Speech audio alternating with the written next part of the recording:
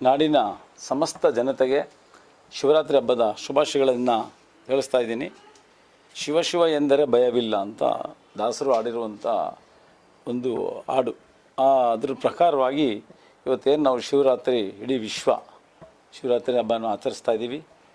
ಆ ಒಂದು ಶಿವನಲ್ಲಿ ಭಕ್ತಿ, ಭಾಳ ಶ್ರದ್ಧೆ ಭಕ್ತಿಯಿಂದ ನಾವು ಜಾಗರಣೆಯನ್ನು ಕೂಡ ಮಾಡ್ತೀವಿ. ಹಾಗಾಗಿ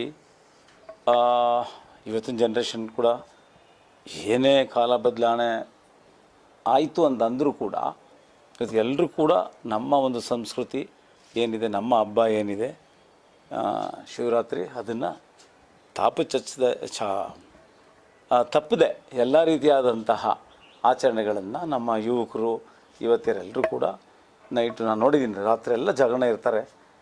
ನೆಕ್ಸ್ಟ್ ಡೇ ಅವರು ನಕ್ಷತ್ರ ನೋಡಿಕೊಂಡೇ ಅವರು ಮಲಗೋದು ಊಟ ಮಾಡಿ.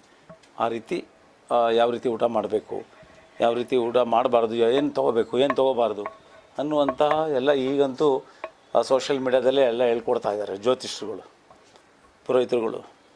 ಈ ರೀತಿ ನೀವು ಜಾಗರಣೆ ಮಾಡಬೇಕು, ಶಿವರಾತ್ರಿ ಆಚರಿಸ್ಬೇಕು ಅಂತ. ಸೊ ಭಾಳ ಸುಲಭ. ಹಾಗಾಗಿ ಒಳ್ಳೆಯದಾಗಲಿ. ನಮ್ಮ ದೇಶದಲ್ಲಿ ಒಳ್ಳೆ ಬೆಳೆ, ಒಳ್ಳೆ ಮಳೆ ಬೆಳೆ ಎಲ್ಲ ಆಗಿದೆ, ಸಮೃದ್ಧಿದಿದೆ. ನರೇಂದ್ರ ಮೋದಿಯವರ ಅಧಿಕಾರದಲ್ಲಿ ಎಲ್ಲ ಜನರಿಗೂ ಕೂಡ, ಅದರಲ್ಲಿ ವಿಶೇಷವಾಗಿ ರೈತರಿಗೂ ಕೂಡ ಅನುಕೂಲ ಆಗ್ತಾಯಿದೆ.